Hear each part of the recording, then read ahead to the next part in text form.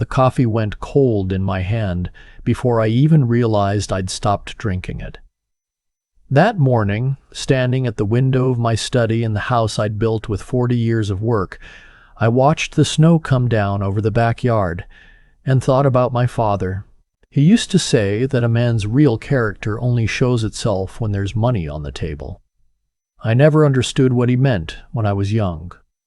I do now. My name is Arthur.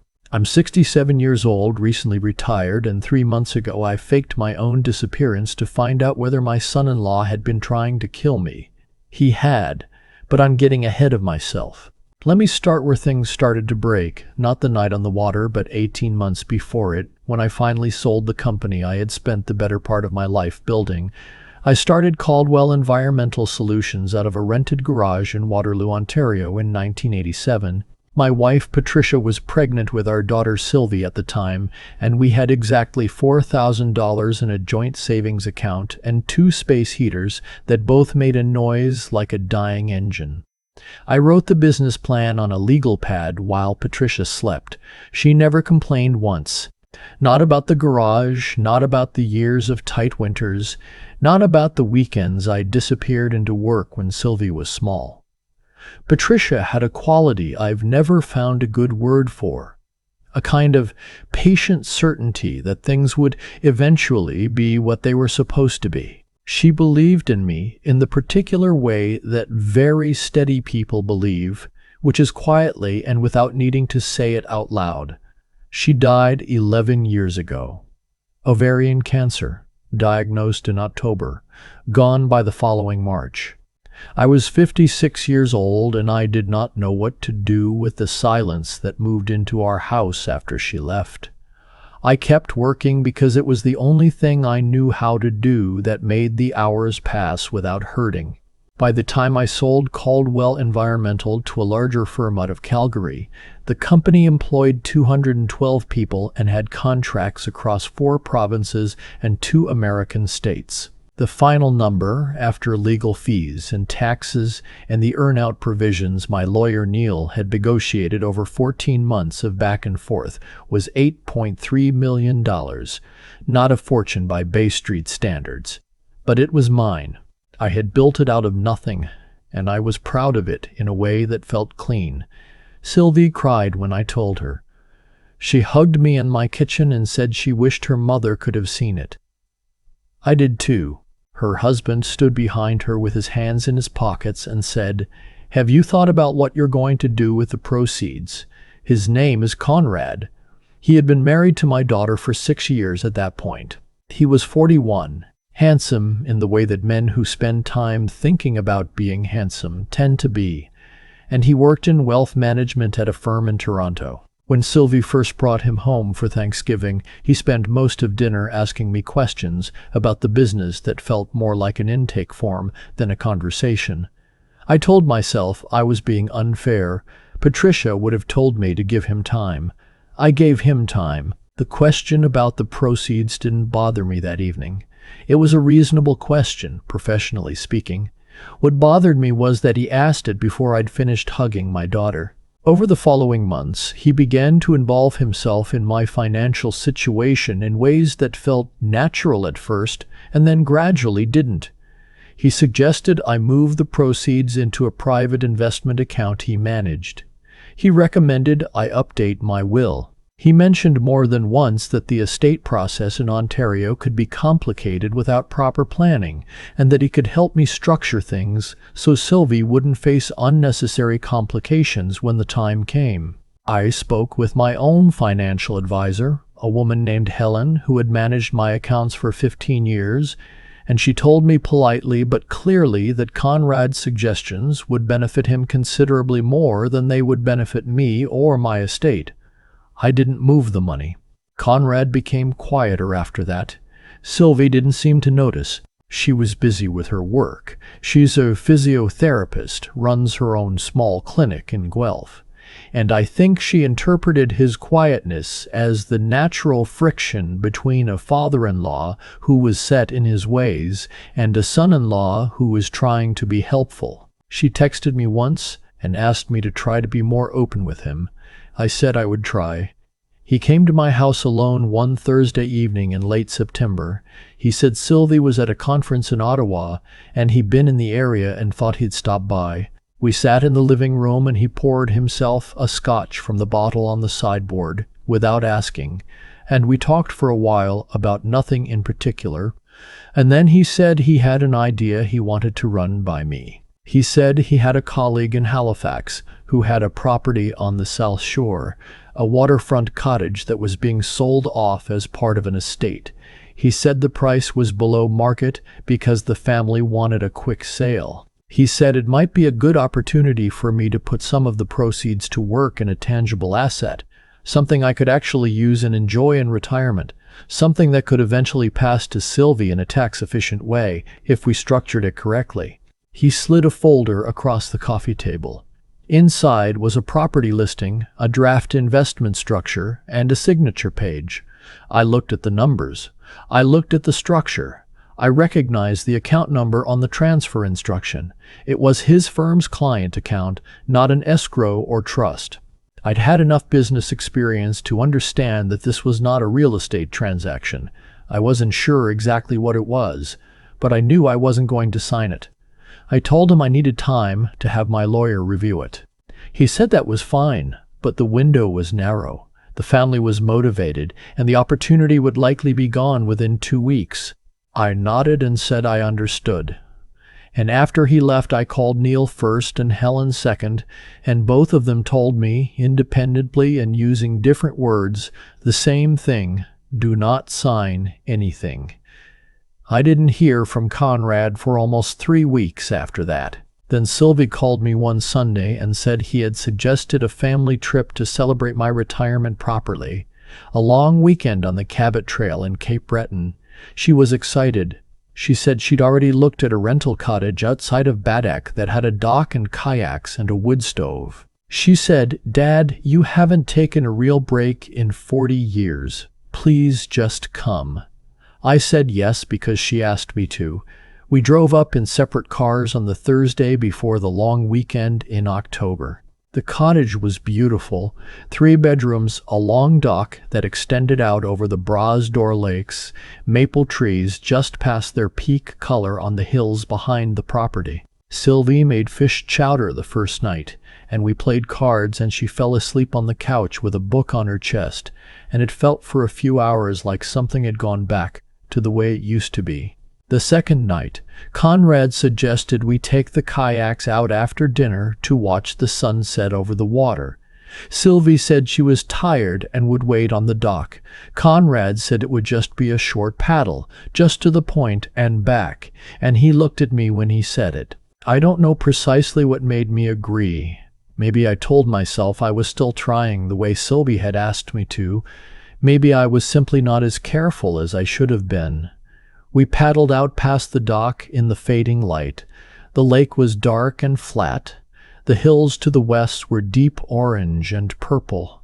It was genuinely beautiful, and for a moment I let myself believe that I had been wrong about him, that this was just a man who was difficult to warm up to, that Sylvie had chosen someone decent, and I hadn't been fair.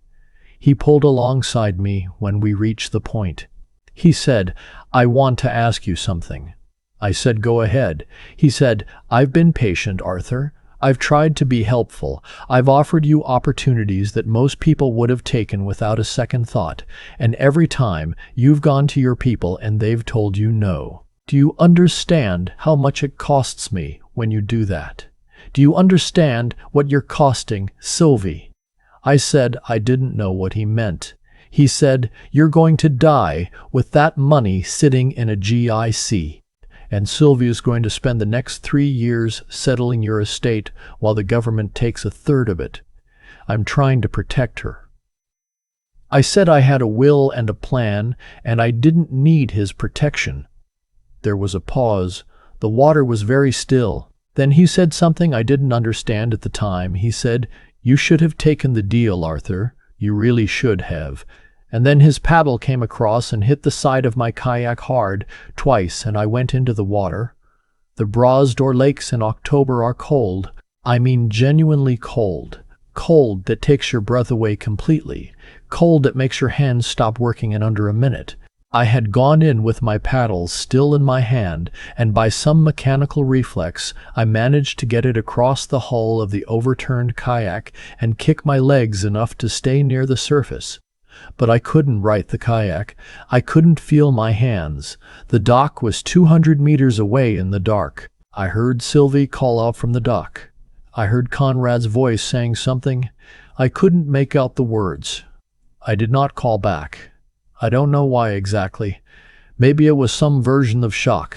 Maybe it was something older than thought. But I went quiet in the water, and I listened. And I heard Conrad paddle toward the dock, and I heard him say, in a voice that was almost steady, that I had lost my balance, that the kayak had flipped, that it had happened so fast, that he'd tried to reach me but couldn't, that the water was black, that I was gone. I floated in the dark for a long time. There is a narrow gravel beach, 40 meters to the north of the dock, below the tree line, where the property borders the conservation land. I got to it. I don't remember all of how I got to it. I was hypothermic and shaking, and I lay on the rocks for a while before I could make myself think. I could see the lights of the cottage. I could hear Sylvie's voice, high, frightened, carrying across the water. I heard her call my name 3 times. I did not answer. What I did instead was lie there in the dark and understand something. If I walked back to that cottage, Conrad would know that his account of what happened was false. He would know that I had heard him, and there was $8 million sitting in accounts with my name on them, and a daughter who trusted her husband, and a son-in-law who had just tried to drown me in a lake and told the story of my death before I was cold. I needed to know what he would do if I was actually gone. I found my phone in my jacket pocket, miraculously dry in a Ziploc bag. I'd put it in out of habit because I'm 67 and I remember when electronics weren't waterproof. I called Neil. He answered on the second ring. I told him where I was and what had happened and what I needed him to do. He was quiet for a moment and then he said, "Arthur, I need you to understand what you're asking me to do." I said I understood. He said he would need 24 hours. I said I had time. I spent that night in the conservation land behind the property in a survival blanket I found in a Parks Canada emergency cache about 2 kilometers east of the cottage.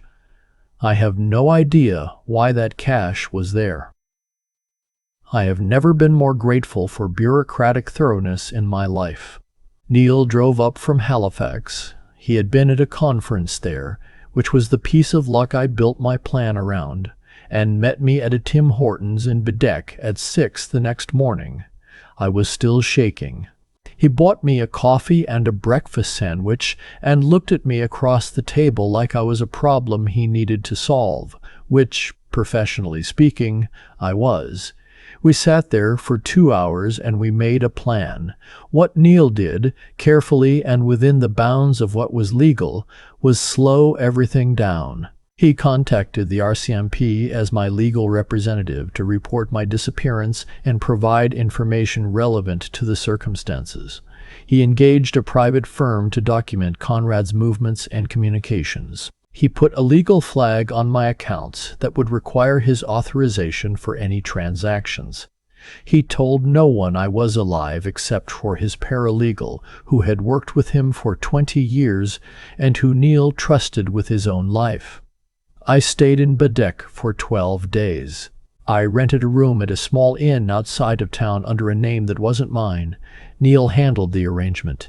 I ate takeout and walked along the shore in the early mornings when no one was around, and I thought about Patricia and about Sylvie and about what it meant that I was 67 years old and hiding in Cape Breton while my son-in-law told people I had drowned. What I learned through the firm Neil had engaged and through the documentation they gathered was that Conrad had moved quickly. Within 48 hours of my disappearance, he had contacted my bank directly, representing himself, incorrectly, as my authorized financial representative, and inquired about the process for accessing funds from a deceased account holder's estate. The bank had flagged the inquiry and referred him to probate, which required a death certificate and the involvement of the executor named in my will, which was Sylvie. He had then contacted Sylvie's aunt, Patricia's older sister, Roz, who lived in Fredericton, and told her in a phone call that Roz had the presence of mind to record that he believed my estate would take time to settle, but that Sylvie understood that the family would be taken care of. Ross called Sylvie the next day and told her what Conrad had said. Sylvie was in Halifax by that point, staying near the RCMP detachment that was coordinating the search. Ross told me later that Sylvie had gone very quiet on the phone when she heard it.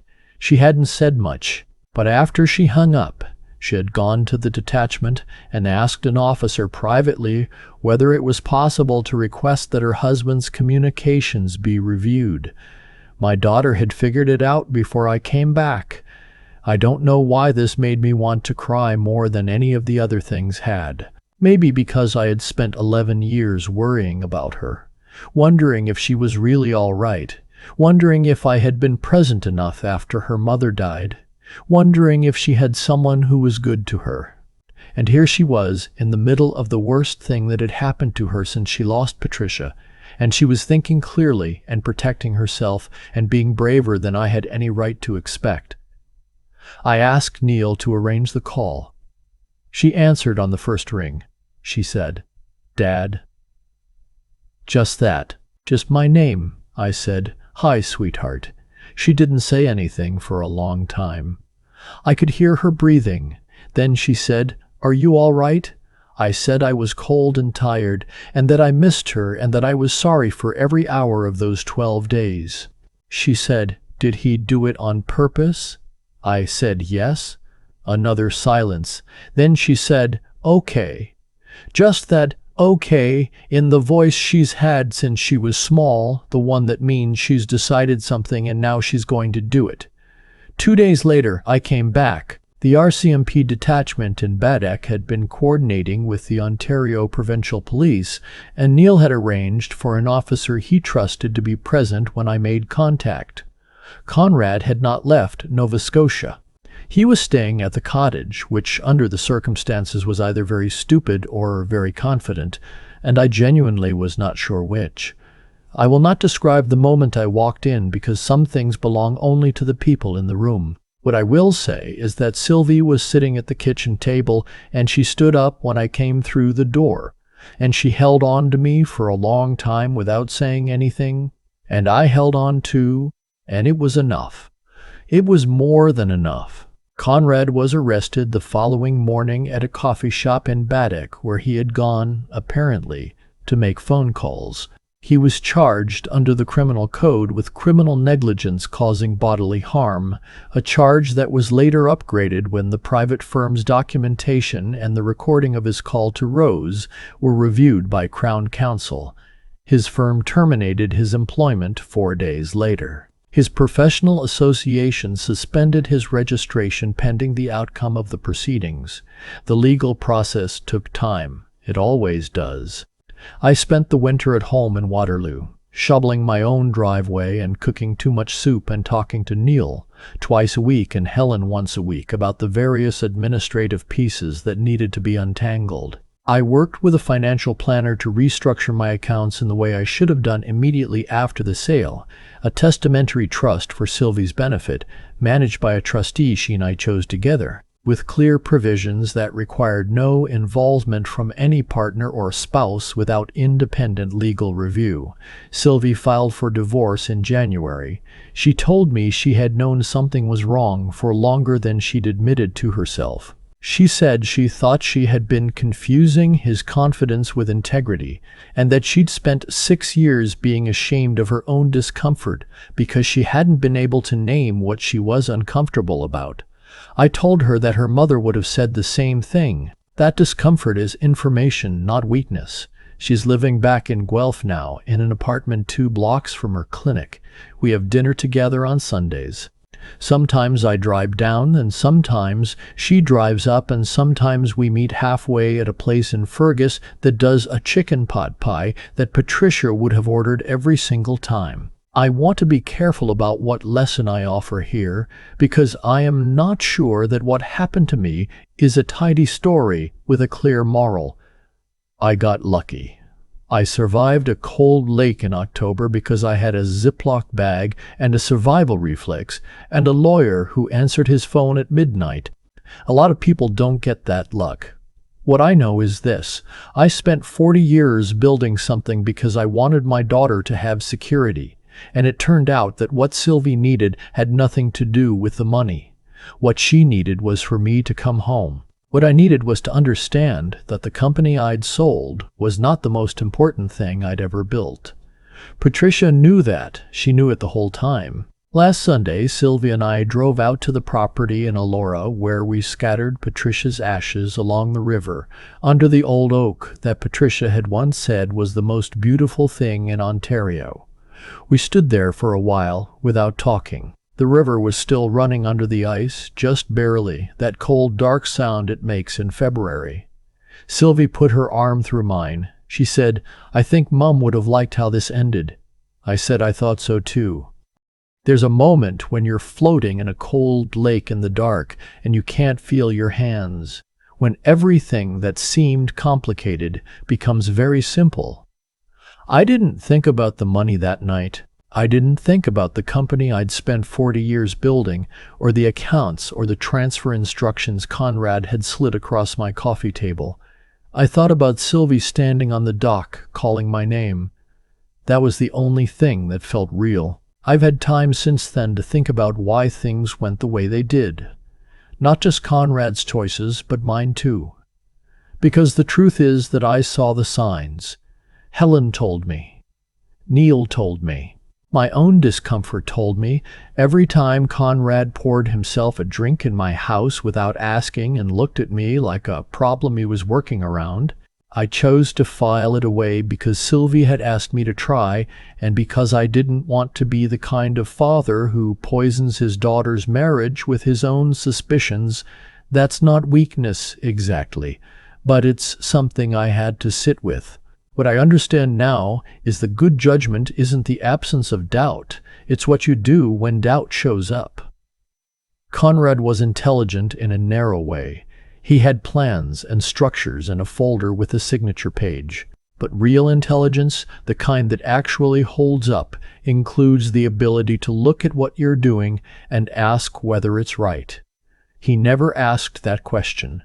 He only ever asked whether he could get away with it. Those are very different questions, and the distance between them is where his life came apart.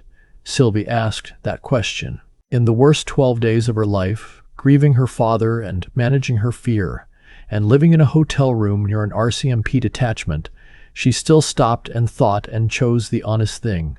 She went to that officer privately because her integrity wouldn't let her do anything else. I don't think she would call it courage. She would say she just did what made sense. But I've known a lot of people in 67 years, and I know that what she did takes something most people find very hard when the stakes are personal. What carried me through those 12 days in Bedeck was simpler and harder to name. It wasn't anger. It wasn't strategy, really. It was something more like refusal. A quiet decision that I was not going to let this be the end of the story without understanding it fully. I had built something real over 40 years, not just the company, but a life. A set of values about what honesty and work and patience actually mean. I was not going to abandon that in a cold lake. The three things I've come back to since are these: whether you're running a company, raising a child, or just trying to get through something that shouldn't have happened to you, the question of who you are matters more than the question of what you have. Character, the daily unglamorous practice of being straight with people, turns out to be the only thing that actually protects you. Clear thinking, especially when you're frightened, is something you build over years by choosing it over and over in smaller moments. And the will to keep going when it would be easier not to, that isn't something you find in a crisis. It's something you either brought with you or you didn't. I brought it. Sylvie brought it too, and she brought it in her own way, without any help from me during those 12 days. I think that matters more to me than any of the rest of it. The river in Elora is still running under the ice. Every February it makes that sound, dark and persistent, like something that has decided it is not going to stop. I stood there with my daughter, and I thought about her mother, and I thought, we made it. Not perfectly, not without cost, but we made it through with something intact. That's enough. That's more than enough.